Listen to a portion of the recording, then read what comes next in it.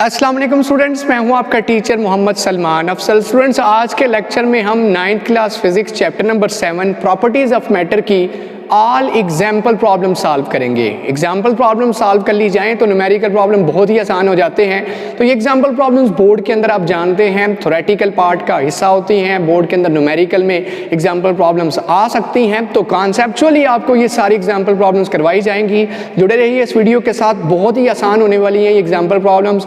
Even कि आपकी text book पे सॉल्व होंगी, लेकिन कॉन्सेप्ट उनका क्या है, कैसे इनको रिमेंबर रखना है, लॉन्ग लास्टिंग रखना है, कॉन्सेप्ट क्या है, कॉन्सेप्ट बिल्डिंग क्या है, एक एक पॉइंट आपको क्लियर किया जाएगा। तो इस वीडियो को लास्ट तक देखिएगा and don't forget to like, share and comment on this video, और चैनल को जरूर सब्सक्राइब कर लीजिए अगर आपने अभी तक चैनल सब्सक्राइब नहीं किया। तो सबसे पहली एग्जाम्पल प्रॉब्लम्स मैं टेक्स्ट बुक से पढ़ता हूँ। पंजाब टेक्स्ट बुक बोर्ड पे 7.1 एग्जाम्पल प्रॉब्लम होगी और आपको समझाता हूँ इसमें क्या पूछा गया है, क्या फाइंड करना है, पेपर के अंदर कैसे एग्जाम्पल प्रॉब्लम अगर न्यूमेरिकल के तौर पे आ जाए तो सॉल्व करनी है। लीजिए, पहली एग्जाम्पल प्रॉब्लम है, the mass of 200 centimetre cube of stone. एक पत्थर का मैस है 200 सेंटीमीटर क्यूब। ये मैस नहीं है, ये वॉल्यूम है। The mass of 200 centimetre cube of stone is 500 gram. एक 500 gram. The mass of 200 centimetre cube of stone is 500 gram. एक पत्थर है 500 ग्राम का। 500 ग्राम मतलब हाफ केजी, आधा किलो का एक पत्थर है, और उस पत्थर का वॉल्यूम कितना है, कितनी उसने जगह घेरी हुई है, दैट इज 200 सेंटीमीटर क्यूब। तो कहता है इसकी डेंसिटी मालूम कीजिए। इस चैप्टर के अंदर हमने डेंसिटी का टॉपिक पढ़ा हुआ, और जिन्होंने डेंसिटी का टॉपिक समझना है, इसी चैप्टर की प्लेलिस्ट के अंदर डेंसिटी के टॉपिक की वीडियो मौजूद है, देख लीजिए, आपको डेंसिटी का क्लियर कट कॉन्सेप्ट समझ आ जाएगा। What is density and how to find out the density of different objects. तो सबसे पहले देखिए उसने डेटा दिया क्या है। हमें कहता है, आपको डेटा दे रहा हूं, जो इंफॉर्मेशन दे रहा हूं वो है, एक आपके पास स्टोन, एक पत्थर है जिसका मैस कितना है, मैस ऑफ स्टोन। जिस तरह से आपने एग्जाम्स के अंदर न्यूमेरिकल करना है उस तरह से समझा रहा हूं। मैस स्मॉल m 500 ग्राम। अब आप कहेंगे इसे केजी में कन्वर्ट करेंगे? नहीं बच्चों, क्योंकि इसकी दूसरी वैल्यू जो उसने दी है वॉल्यूम ऑफ स्टोन, वो भी उसने ऐसा यूनिट में नहीं दी, तो कोई भी वैल्यू आपको ऐसा यूनिट में कन्वर्ट नहीं करनी।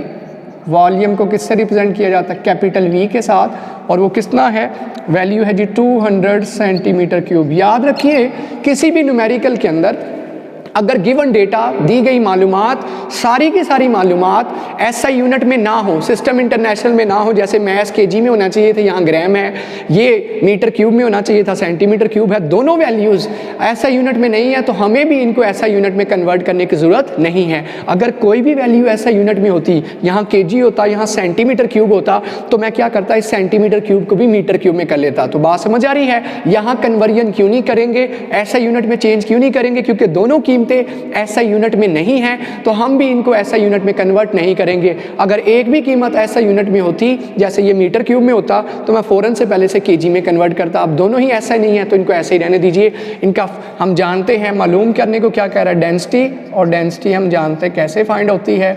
डेंसिटी को हम, एक साइन है रो, इस साइन का नाम है P, और पीछे थोड़ी सी दुम निकाल दीजिए, रो के साथ रिप्रेजेंट करते हैं। ये मालूम करना है, फार्मूला सभी लोग जानते हैं। डेंसिटी मालूम करनी हो तो density is equal to mass over capital V, mass over volume. Mass भी गिवन है, वॉल्यूम भी गिवन है, जस्ट आपको फार्मूले के अंदर पुट करना है और रिजल्ट आपकी स्क्रीन के सामने आ जाएगा। तो लीजिए formula m over v, equation number 1 का नाम देखिए, कैपिटल V है वॉल्यूम वाला, बाय पुटिंग वैल्यूज़, लाइए इसमें वैल्यूज़ पुट करते हैं इन इक्वेशन 1। इक्वेशन 1 में वैल्यूज़ पुट करते हैं and result will be a simple one. Answer आपके सामने होगा। डेंसिटी किसके बराबर, मैस की जगह बच्चों 500, यूनिट भी साथ लिख लीजिए, वॉल्यूम की जगह 200 सेंटीमीटर क्यूब, 2 से कटा, 2 0 कट गए, ऊपर आ गया 5/2 ग्राम पर सेंटीमीटर क्यूब, और ये डिवाइड करेंगे तो आंसर आएगा 2.5, और यूनिट ग्राम पर सेंटीमीटर क्यूब, ये ऊपर आ जाएगा। ये रहा आंसर डेंसिटी का, उस पत्थर की डेंसिटी जो कि पत्थर कितना था, हाफ kg का था, यानी कि 500 ग्राम का था, 1000 ग्राम भी नहीं था, 500 ग्राम का पत्थर। ये था पहला न्यूमेरिकल एग्जाम्पल प्रॉब्लम 7.1। बढ़ते हैं एग्जाम्पल प्रॉब्लम 7.2 की जानिब। ये बोर्ड में शॉर्ट भी आ सकता है, लॉन्ग भी आ सकता है। 7.2 देखिए। 7.2 एग्जाम्पल प्रॉब्लम की स्टेटमेंट देखिए। इन a hydraulic press, hydraulic press, जी बच्चों जिन्होंने हाइड्रोलिक प्रेस के मतलब जानना है, इसी चैप्टर की प्लेलिस्ट के अंदर मौजूद है हाइड्रोलिक प्रेस का पूरा कंप्लीट लेक्चर, वो देखिए ताकि आपको कॉन्सेप्ट समझ आ सके, हाउ हाइड्रोलिक प्रेस वर्क्स, कैसे काम करता है और होता क्या है। एक हाइड्रोलिक प्रेस है, a force of 100 newton is applied on a piston of a pump of cross sectional area 0.01 metre square. मैं आपको हाइड्रोलिक प्रेस बना के दिखाता हूँ और आपको बताता हूँ इसमें एरिया छोटा कौन सा है, बड़ा कौन सा है, फोर्स लग कहाँ रही है और मालूम कौन सी करनी है। Find the force that compresses a cotton table, cotton bale, cotton आप जानते हैं रुई का एक बेल है, एक आपके पास गठरी है, उस गठरी को रुई को दबाना है, आप जानते हैं उसके लिए हाइड्रोलिक प्रेस का इस्तेमाल किया जाएगा। Placed on a large piston of cross sectional area 1 metre square. Hydraulic press की आप जानते हैं डायग्राम कुछ ऐसी होती है, एक small piston which is connected, normally आप जानते हैं मैं हर न्यूमेरिकल की डायग्राम बना के आपको सिचुएशन याद करवाने की कोशिश करता हूँ कि इस तरह से है। कहता है जी यहाँ पे आपने क्या करना है, यहाँ इस पिस्टन पे स्मॉल एरिया पे आपने फोर्स लगानी है। वो फोर्स कितनी लगाई आपने, 100 Newton force is applied on a small cross sectional area. Small cross sectional area को स्मॉल ए से रिप्रेजेंट करते हैं और फोर्स आप जानते हैं पिस्टन के ज़रिए लगाई जाती है। 0.01 मीटर स्क्वायर इसका एरिया है।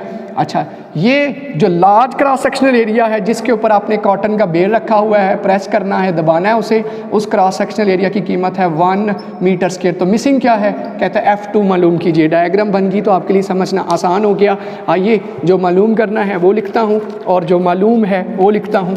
गिवन डेटा सबसे पहले आप सॉल्व करते हुए लिखेंगे, जब भी न्यूमेरिकल आए गिवन डेटा दी गई मालूमात में सबसे पहली की चीज़ है force on small piston F1 100 newton, cross sectional area of piston कितना है, स्मॉल ए कितना है 0.01 मीटर स्क्वायर। जी, cross sectional area of large piston, capital A से ज़ाहिर होता है 1 मीटर स्क्वायर। देख लीजिए इससे 100 टाइम ज़्यादा है। और क्या मालूम करना है, कहता है फोर्स मालूम कीजिए जो कॉटन बेल को महसूस होगी। Force on large piston F2 की कीमत बताइए। यहाँ जी हम हाइड्रोलिक प्रेस का लगाएंगे फार्मूला जो कि बताता है हमारे पास कि प्रेशर जो यहाँ अप्लाई होगा वही प्रेशर यहाँ मुंतकिल होगा। इसका मतलब pressure P1 is equal to pressure P2 और P1 की कीमत किसके बराबर है, F1 ओवर स्मॉल ए, और P2 की कीमत क्या है, F2 ओवर कैपिटल A। ठीक हो गया। अब इसमें मिसिंग क्या है, ये चीज़ मालूम करनी है। ये भी है, ये भी है, ये भी है। जस्ट वैल्यूज़ दर्ज होंगी तो आंसर आ जाएगा। इस तरह से सॉल्व करिए, आपको ज़्यादा आसान लगेगा। यहाँ कर देता हूँ, ठीक है। हेडिंग होगी सोल्यूशन। जी कैसे होगा, यूज़ करिए इक्वेशन को, F1 over A is equal to F2 over A। जी पुट करिए कीमतें या रीअरेंज कर लीजिए। F2 मालूम करना है, उसको वही रहने दो जो A यहाँ डिवाइड हो रहा था, इधर आके क्या कर जाएगा, मल्टीप्लाई। जी अरेंज कर लो, सीधा कर लो, F2 को इधर लिख लो तो क्या बन गया, F1 over A into capital A। लाइए या आप वर्टिकली नीचे करते जाएंगे, मैं इस तरफ कर रहा हूँ। वैल्यूज़ पुट करिए। F1 की जगह क्या कीमत है 100, स्मॉल ए की जगह क्या है 0.01 और कैपिटल ए की जगह है 1। आप जानते हैं 1 से मल्टीप्लाई करें, डिवाइड करें, कोई फ़र्क नहीं पड़ता। ये डिवाइड करें तो फोर्स कितनी मिलने वाली है, आपके सामने है, ये आएगी 10,000 न्यूटन। फोर्स लगाई कितनी थी 100, मिली कितनी 10,000। यही है हाइड्रोलिक प्रेस का कमाल, फोर्स को मल्टीप्लाई कर देता है। 100 टाइम्स फोर्स बढ़ा दी, 100 टाइम्स फोर्स को मल्टीप्लाई कर दिया 100 से। इतनी ज़्यादा फोर्स बढ़ा के आगे कॉटन बेल को महसूस होगी और वो प्रेस हो जाएगी, जो कि शायद आपकी 100 न्यूटन फोर्स से प्रेस ना होती। ये है एग्जाम्पल प्रॉब्लम 2 जिसमें हाइड्रोलिक प्रेस का कॉन्सेप्ट था, कॉटन बेल को प्रेस करना था यूजिंग हाइड्रोलिक प्रेस। आइए बढ़ते हैं 7.3 की जानिब। प्रॉब्लम 7.3 देखिए, बहुत ही आसान एग्जाम्पल प्रॉब्लम है और लेकिन है बहुत ही important. Upthrust force of water की बात हो रही है यहाँ पे। A wooden cube of sides एक वुडन क्यूब है, क्यूब आप जानते हैं जिसकी लेंथ, विड्थ, हाइट, लंबाई, चौड़ाई, ऊंचाई बराबर लेंथ की बराबर साइज की होती है। वुडन क्यूब को क्या किया गया है, हैज़ बीन डिप्ड, उसे पानी के अंदर कंप्लीटली डिप कर दिया गया है। किसी बीकर के अंदर पानी भरा, और आइए डायग्राम से बताता हूँ कैसे बीकर को पानी से भरा और उसके अंदर वो वुडन ब्लॉक डिप कर दिया गया। Calculate the up thrust of the water acting, बताइए पानी उस ब्लॉक के ऊपर कितनी ऊपर की तरफ फोर्स लगाएगा, उसे कितनी फोर्स से ऊपर धकेलेगा। तो सबसे पहले डायग्राम देख लीजिए, ये आपके पास बीकर है, इस बीकर के अंदर भरा हुआ है पानी, इसके अंदर आपने एक वुडन ब्लॉक कैसा, वुडन ब्लॉक ऐसा था जैसे क्यूब होता है, बच्चे अक्सर क्यूब के साथ आपने देखा होगा वो मल्टीपल कलर्स के क्यूब्स होते हैं, उनको चेंज करना होता है, कलर्स एक जैसे करने होते हैं। क्यूब, लेंथ, विड्थ, हाइट, सारी की सारी वैल्यूज़ कितनी है, 10 सेंटीमीटर, विड्थ भी 10 सेंटीमीटर और हाइट भी 10, जिसे ब्रेथ भी कहते हैं, 10 सेंटीमीटर। ये ऐसा वुडन ब्लॉक है जिसे इसके अंदर डिप किया गया। बताइए पानी इसके ऊपर कितनी up thrust force, up thrust of water मालूम कीजिए। Up thrust force of water मालूम करनी है तो गिवन डेटा देख लीजिए, जस्ट मुझे नज़र आ रहा है गिवन डेटा, सिर्फ और सिर्फ उसकी लेंथ दी है, लेंथ ही है ना जी, क्यूब ऑफ साइड्स, हाँ जी, लेंथ भी कितनी 10 सेंटीमीटर, साइड का मतलब लेंथ भी आ गई, विड्थ भी मुझे पता चल रहा है कितनी है 10 सेंटीमीटर और ब्रेथ भी कितनी है 10 सेंटीमीटर। और अगर आपने वॉल्यूम मालूम करना है इसका तो वॉल्यूम किसके बराबर होगा, length into width into breadth, multiply करिए 10 into 10 into 10, centimetre into centimetre into centimetre क्या बन जाएगा, सेंटीमीटर 3 दफ़ा लिख लो ताकि मैं आपको समझाने में मुझे आसानी हो कि आगे क्या होने जा रहा है जी। 10 इंटू 10 इंटू 10, 100 इंटू 1000, और सेंटी आप जानते हैं 10 की पावर -2, फिर सेंटी कितना है 10 की पावर -2, फिर सेंटी कितना है 10 की पावर -2, मीटर यूनिट है, और ये कितने हो गए मीटर क्यूब। तो एक एक स्टेप आपको बताऊंगा। ये बन गया 1000, 10 की पावर -2, सेंटी की जगह, क्योंकि सबके यूनिट सेम है तो ये 10 की पावर -6 बन गया मीटर क्यूब। अब 10 की पावर -6 नीचे जाके 10 की पावर +6 मीटर क्यूब। आप जानते हैं +6 का क्या मतलब होता है, कितने ज़ीरो, 1 2 3 4 5 6, 3 ज़ीरो तो कट गए और पीछे क्या बचेगा 0.1, या इसे ऐसे लिख सकते हैं 1 इंटू 10 की पावर -3 मीटर क्यूब। ये है वॉल्यूम उस वुडन ब्लॉक का, 10 की पावर +3 ऊपर आके -3 हो जाएगा, ये वॉल्यूम है। लंबाई ज़रब चौड़ाई ज़रब मोटाई तीनों से सेम थी। मालूम क्या करना है, इसके अलावा वाटर की डेंसिटी सब लोग जानते हैं, डेंसिटी ऑफ वाटर जिसे हम रो के साथ जाहिर करते हैं, साइन का नाम है 1000। इसी चैप्टर के अंदर हमने डेंसिटी ऑफ वाटर कैलकुलेट भी की है, जिन बच्चों ने टॉपिक नहीं देखा इसी प्लेलिस्ट के अंदर वो लेक्चर देख लीजिए डेंसिटी का, उसमें डेंसिटी ऑफ वाटर भी होगी। मालूम क्या करना है, और जी की कीमत, ग्रेविटेशनल एक्सेलरेशन, ये सारा कुछ गिवन डेटा में लिखना है। देखिए ग्रेविटेशन एक्सेलरेशन स्मॉल जी कितना होता है 10 मीटर पर सेकंड स्क्वायर ज़मीन के करीब, तो ये सारे कैलकुलेशन ज़मीन के करीब ही कर रहे हैं। तो बताइए टू फाइंड, अब आइए मालूम क्या करना है, अप थ्रस्ट ऑफ वाटर की अप थ्रस्ट बताइए। फार्मूला जी, हमने वाटर की अप थ्रस्ट निकाली हुई है और वो फार्मूला है ρ/G/V। ये फार्मूला है जिसके ज़रिए हम पानी के अंदर कोई भी चीज़ जो डिप हो रही होगी उसके ऊपर लगने वाली डूबती हुई सिंक करती हुई जो चीज़ है पानी के अंदर, उसके ऊपर कितना पानी फोर्स लगाएगा, अप थ्रस्ट फोर्स लगाएगा, उसका फार्मूला ये कैलकुलेट किया हुआ पूरा टॉपिक है। ये सोल्यूशन करते हैं जी, हल क्या होगा, इस फार्मूले को यूज़ करें और वैल्यूज़ पुट कर दें। बाय पुटिंग वैल्यूज़ तो बताइए अप थ्रस्ट ऑफ वाटर क्या आएगी, बताओ बच्चों। रो की जगह 1000, जी की जगह 10 और वी की जगह 1 इंटू 10 की पावर -3।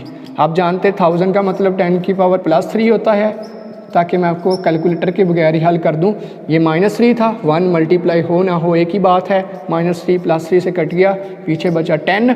और आप जानते हैं क्या आंसर आएगा, फोर्स है तो यूनिट क्या आना, न्यूटन। ये है अप थ्रस्ट फोर्स जो कौन लगा रहा है, पानी उस ब्लॉक के ऊपर जिसका वॉल्यूम कितना था आपके सामने 10 की पावर -3 मीटर क्यूब, ये था उसका आपके सामने वॉल्यूम।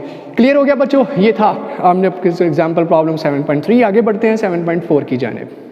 7.4 एग्जाम्पल प्रॉब्लम देखिए, बहुत ही आसान है, फार्मूला लगेगा डेंसिटी ऑफ एन ऑब्जेक्ट का। तो बच्चों ये क्या है, the weight of a metal spoon, एक स्पून है जिसे हम खाना खाते हैं, वो मेटल का है, कॉपर का, सिल्वर का, स्टील का। कहते हैं उसका जो वेट है न्यूटन्स के अंदर वो 0.48 है हवा के अंदर। ये जैसे अब हम इस वक्त हवा में हैं, जब इसका वेट मेजर किया गया और आप जानते हैं स्प्रिंग बैलेंस से वेट मेजर होता है, 0.48 न्यूटन आया। इट्स वेट इन वाटर, जब उसी को पानी के अंदर डिप करके उसका वेट मेजर किया गया, और पानी में कैसे वेट मेजर होगा, सबसे पहले पानी का कर लें और फिर उसके अंदर जब स्पून डाला गया तब उसका वजन जो आया, वेट जो आया वो कम था, 0.42 न्यूटन था। तो कहता है फाइंड इट्स डेंसिटी, इसकी डेंसिटी बताइए, उस मेटल स्पून की डेंसिटी बताइए। तो सबसे पहले हम देखते हैं डेटा क्या क्या गिवन है। गिवन डेटा में हमें जो चीज़ पता चलती है वो है जी वेट ऑफ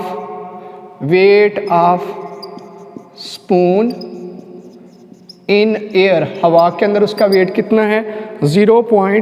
इसको W1 से देखिए 0.48 न्यूटन।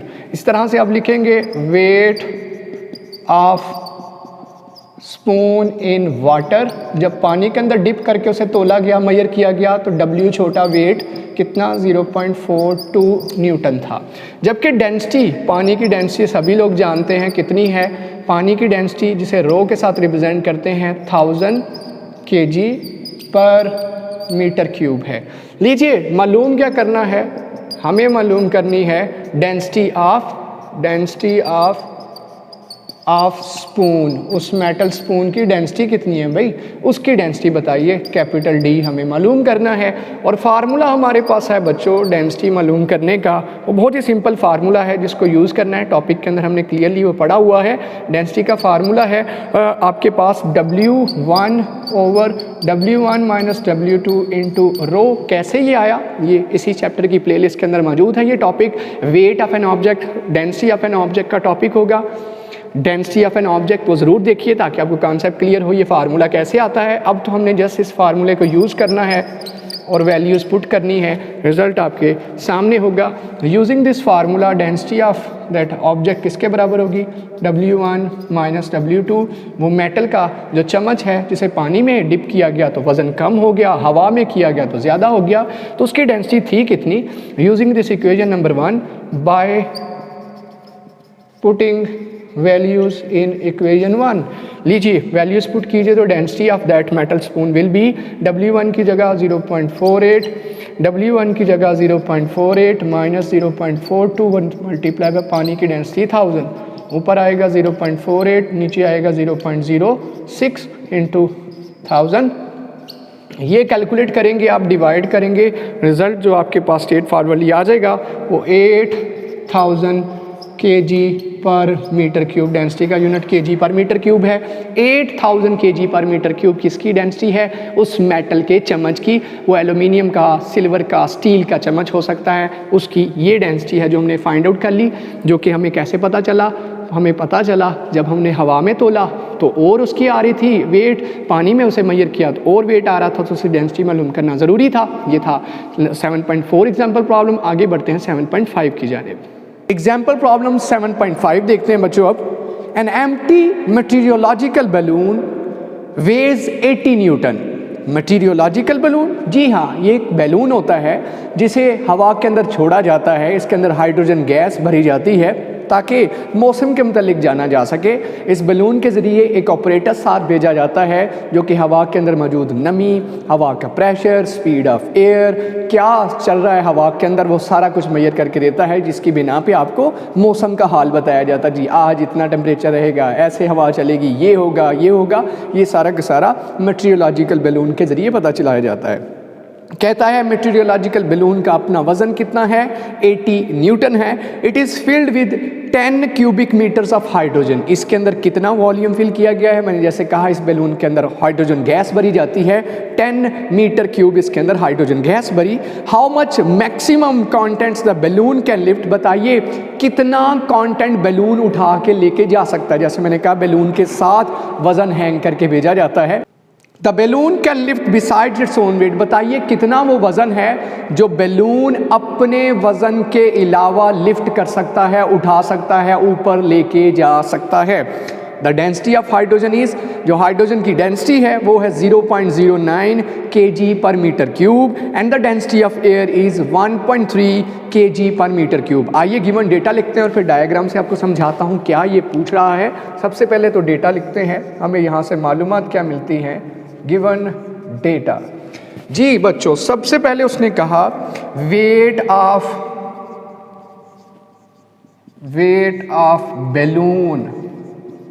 बैलून का वेट W के साथ, स्मॉल w के साथ वेट को रिप्रेजेंट किया जाता है 80 न्यूटन। फिल्ड, जी आगे, it is filled with 10 cubic metre of hydrogen. Volume of hydrogen का कितना वॉल्यूम है, कैपिटल V, 10 मीटर क्यूब या क्यूबिक मीटर। जी डेंसिटी ऑफ हाइड्रोजन की डेंसिटी, कितनी डेंसिटी है हाइड्रोजन गैस की जो कि बैलून के अंदर फिल की गई, डेंसिटी को रो के साथ, क्योंकि ये पहली डेंसिटी है, that is 0.09 kg per metre cube unit आ गया। नेक्स्ट चीज, दूसरी चीज क्या कहता है, डेंसिटी दूसरी किसकी दी, हवा की, डेंसिटी ऑफ एयर, हवा जो बाहर मौजूद है जो इसे अपलिफ्ट करेगी, ऊपर लेके जाएगी, उसकी डेंसिटी है रो to 1.3 kg per metre cube, ज़मीन के करीब करीब। जी ओके हो गया। नेक्स्ट जी पूछा क्या है हमसे, कहता है मालूम क्या कीजिए, टू फाइंड, हमें मालूम करके दीजिए हाउ मच मैक्सिमम कंटेंट्स। बताइए वो कितना वज़न है, वेट ऑफ कंटेंट, वो कितना कंटेंट है, वज़न है जो उठाया जा सकता है, ये लेके जा सकता है। ये बैलून बना के दिखाता हूँ। ये आपके पास मेटेरियोलॉजिकल बैलून है जिसके अंदर हाइड्रोजन गैस आपने फिल की हुई है। इस बैलून का खाली का वज़न कितना है, इसका खाली का वज़न 80 न्यूटन था। फिर इसके अंदर हाइड्रोजन गैस भरी, उसका वज़न मालूम करते हैं, हाइड्रोजन प्लस बैलून का वज़न, कुल मिला के कितना वज़न बनेगा। फिर बच्चों इसके साथ वेट, वो बॉक्स भेजा जाना है जिसने हवा के अंदर नमी, प्रेशर, हवा की रफ्तार, डेंसिटी, ये सारी चीज़ें मालूम करनी है। तो वो जो कितना वज़न है वो मुझे मालूम करना है। इसका मतलब ये वेट हो गया बैलून का अपना, अंदर मौजूद हाइड्रोजन गैस का वेट मालूम करूँगा W1, और जो वेट साथ में आप कंटेंट, वो चीज़ लटकाओगे, भेजोगे बॉक्स, उसका वज़न एक्चुअली हमें मालूम करना है। ये उसका सवाल है।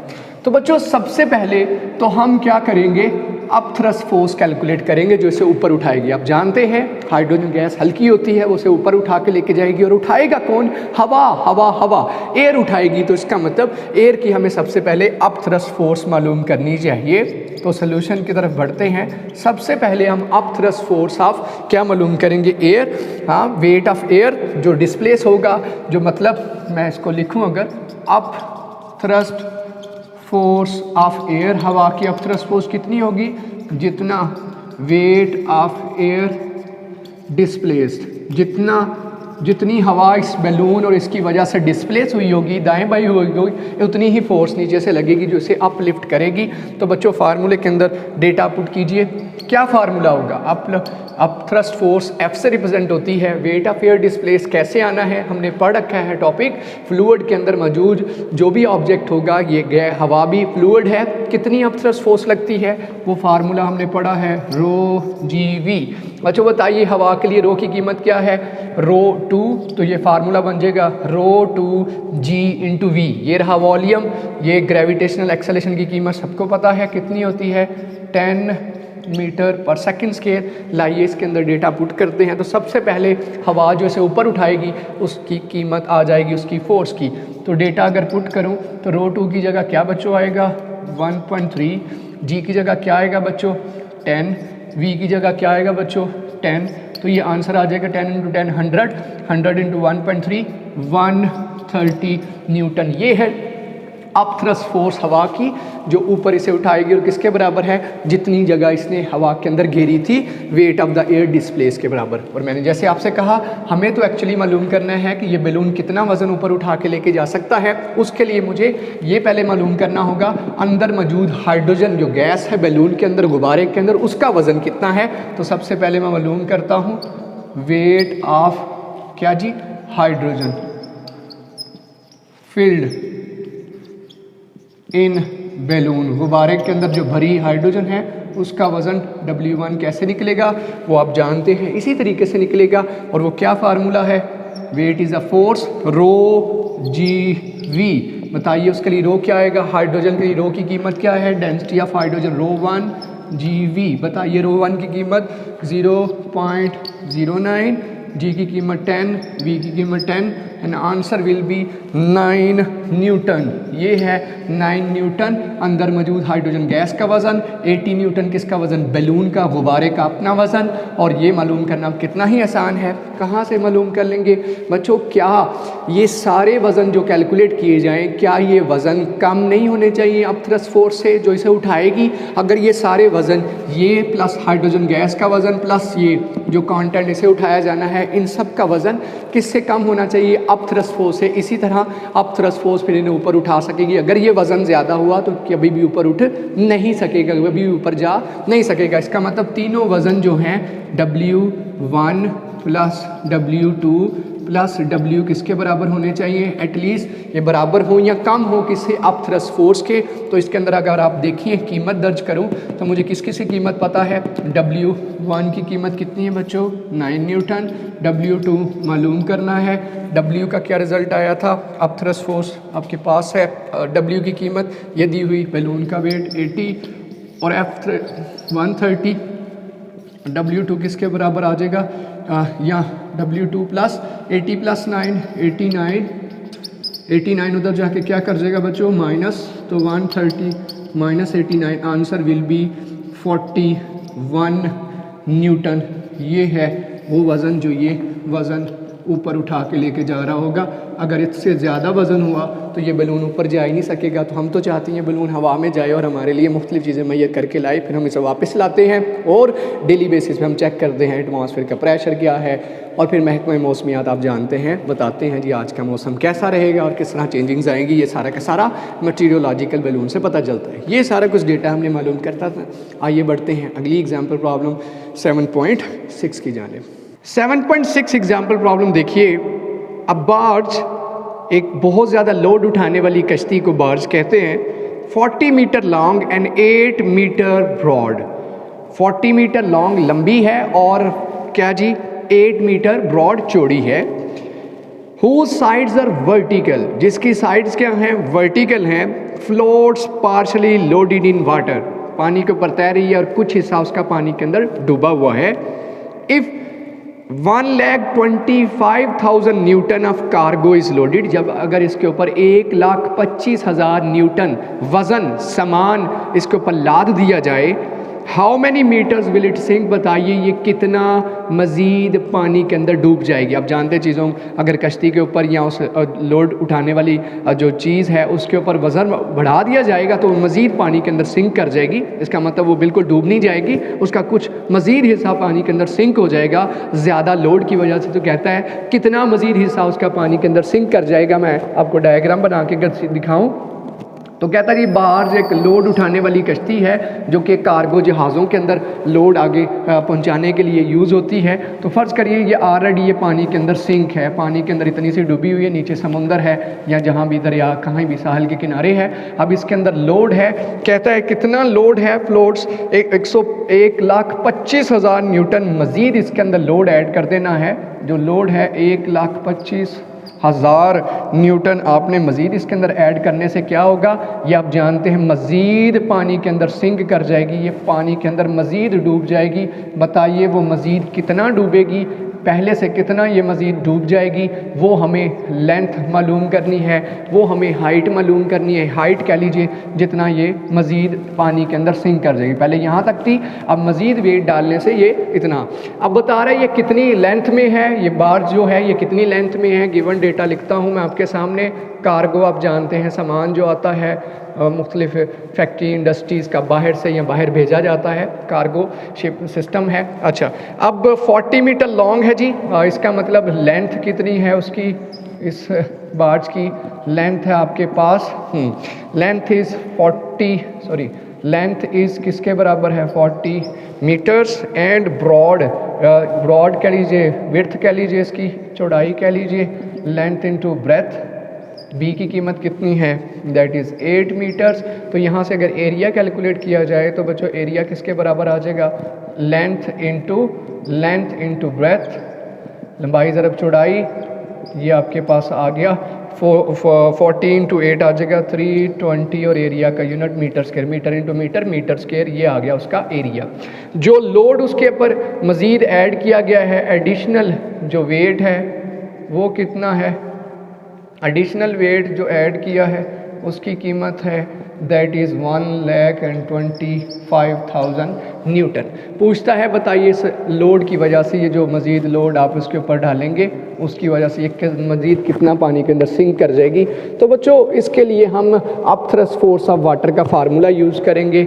हमें मालूम क्या करना है, the height to which it will sink, कितना ये सिंक करेगा, और वो हाइट आपको नज़र आ रही है, ये एच मालूम करना है, हाइट या डेप्थ कह लीजिए, डेप्थ मुझे मालूम करनी है, एच मुझे मालूम करना है।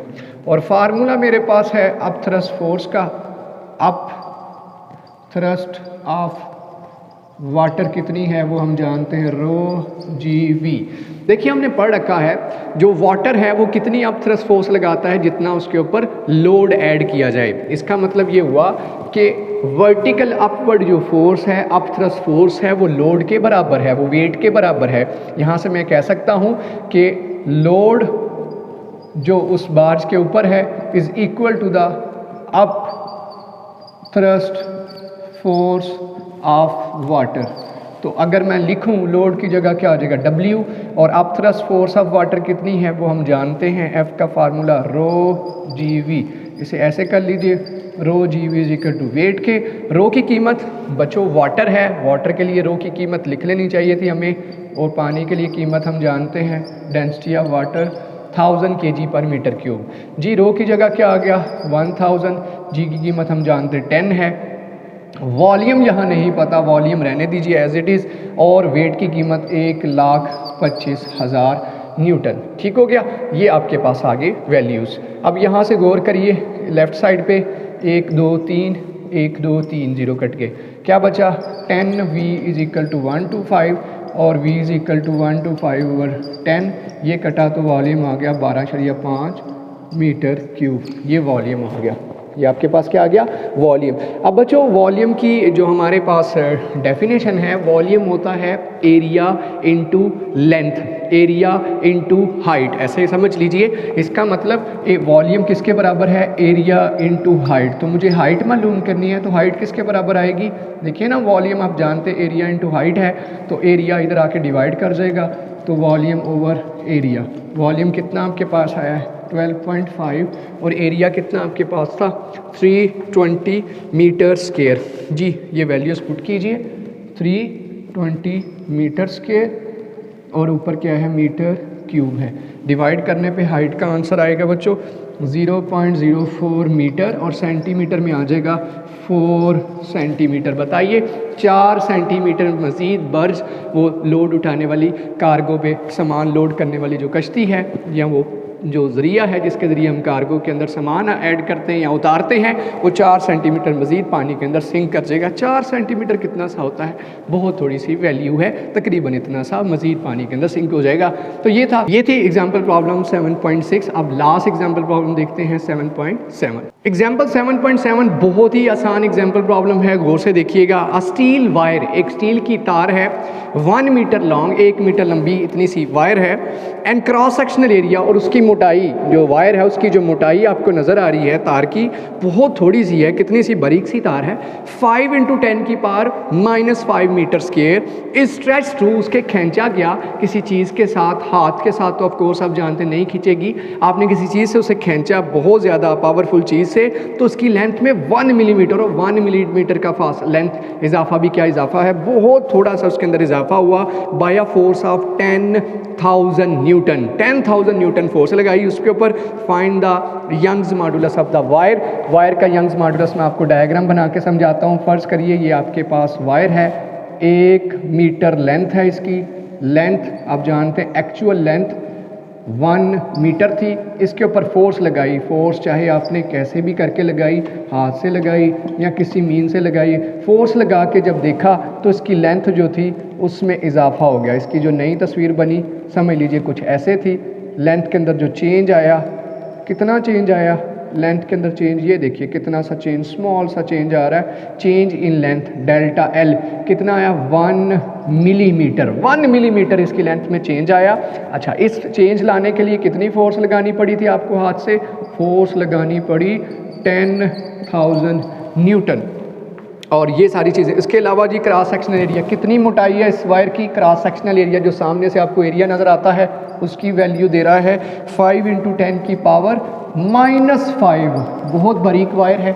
ये सारा डेटा दिया और कहता है बताइए यंग्स मॉडुलस। हम जानते हैं यंग्स मॉडुलस एक रेशो है स्ट्रेस ओवर स्ट्रेन की, जब भी चीज़ों की लेंथ में इजाफा हो रहा हो, tensile stress over tensile strain, length में आपके सामने इस रॉड की, इस वायर की लेंथ में इजाफा हो रहा है। गिवन डेटा में देखिए ओरिजिनल लेंथ, या पहले सबसे फोर्स लिख लीजिए 10,000 न्यूटन, उसके अलावा ओरिजिनल लेंथ उसकी कितनी थी, ओरिजिनल लेंथ ऑफ वायर जी, इस चैप्टर की आखिरी एग्जाम्पल प्रॉब्लम वो है कितनी बच्चों 1 मीटर। इसी तरह से चेंज इन लेंथ, फोर्स की वजह से लेंथ के अंदर जो चेंज आया delta L is equal to 1 millimetre, और उसका एरिया या क्रॉस सेक्शनल एरिया जिसे कहते हैं क्या है जी ऑफ वायर कितना है, ए इज इक्वल टू 5 × 10 की पावर -5। और यंग्स मॉडुलस पूछ लिया है जो हम जानते हैं कैपिटल वाई से रिप्रेजेंट होता है, कैपिटल वाई मालूम कीजिए, और उसका फार्मूला हम जानते हैं क्या है, मॉडुलस हम जानते हैं क्या होते हैं, ये रेशोज़ हैं स्ट्रेस और स्ट्रेन के दरमियान, जो कि यंग्स मॉडुलस है वो किसके दरमियान रेशो है, tensile stress over tensile strain, tensile stress over tensile strain या just stress over tensile strain लिख लिए, एक ही बात है। और स्ट्रेस आप जानते हैं फोर्स ओवर एरिया, और strain change in length over original length. ये फार्मूला यूज़ करते हैं और वैल्यूज़ पुट करते हैं। वाई की कीमत मालूम करनी है तो फार्मूला आपके पास आ गया स्ट्रेस एफ ओवर ए, प्रेशर वाला बिल्कुल formula, change in length over original length. ज़रा इस रिलेशन को सही कर लीजिए तो एफ ओवर ए ऐसे लिख लिया जाएगा, जबकि डिनोमिनेटर का डिनोमिनेटर उलट के कहाँ आ जाएगा ऊपर, तो ये L not over delta L बन जाएगा। अब सारी कीमतें दर्ज करिए, एफ़ की जगह 10,000, ए की जगह बच्चों दिया हुआ 5 × 10 की power -5, L not original length कितनी थी 1 मीटर, चेंज इन लेंथ कितना है 1 मिलीमीटर, आप जानते हैं मिली का मतलब 10 की पावर -3 होता है, तो 1 × 10 की पावर -3 नीचे आ गया। नीचे देखिए अगर कैलकुलेटर के बगैर सॉल्व करना है, ऊपर क्या बन जाएगा 10 × 10 की पावर 1 2 3 4, या 10 नहीं सॉरी 1 × 10 की पावर कितना आ जाएगा, ऊपर बन गया 4, कैलकुलेटर के बगैर सॉल्व करते हैं। नीचे 5 × 1 5, 10 की पावर -5 -3 क्या बन जाएगा 5 × 10 की पावर -8। अब क्या बन गया 1/5, 10 की पावर से इकट्ठी कर लीजिए 4 और -8 ऊपर आके +8, तो क्या बन गया 1/5 × 10 की पावर 12, और 1/5 आप जानते हैं 0.2 × 10 की पावर 12 आ जाएगा, 0.2 × 10 की पावर 12, और आप जानते हैं साइंटिफिक बनाना है तो ये बन जाएगा 2 × 10 की पावर 11। और यंग्स मॉडुलस का आप जानते हैं मॉडुलस ऑफ इलास्टिसिटी का जो यूनिट है वही होता है जो स्ट्रेस का होता है, क्योंकि स्ट्रेन का तो कोई यूनिट होता नहीं है, न्यूटन पर मीटर स्क्वायर। ये सुन लीजिए 2 × 10⁻11 न्यूटन पर मीटर स्क्वायर। ये है मॉडुलस ऑफ इलास्टिसिटी या यंग्स मॉडुलस का रिजल्ट, जो कि कब आया हमारे पास, जब एक लेंथ ऑफ वायर आपके पास थी जिसे हम 1 मीटर लेंथ की थी, उसको फोर्स लगा के खींचा गया और 1 मिलीमीटर उसकी लेंथ में इजाफा हुआ। ये थे जी बच्चों चैप्टर नंबर 7 की एग्जाम्पल प्रॉब्लम्स। नेक्स्ट वीडियो में हम करेंगे इसी चैप्टर के न्यूमेरिकल प्रॉब्लम्स। उम्मीद करता हूँ आपके लिए बहुत आसान बन चुकी होंगी एग्जाम्पल्स। इनको डिटेल से देखिए। अगर वीडियो पसंद आए तो लाइक कीजिए, शेयर कीजिए और चैनल को सब्सक्राइब करना मत भूलिए। नेक्स्ट हाजिर होंगे नई वीडियो के साथ। अभी मुझे इजाज़त दीजिए। अल्लाह हाफिज़।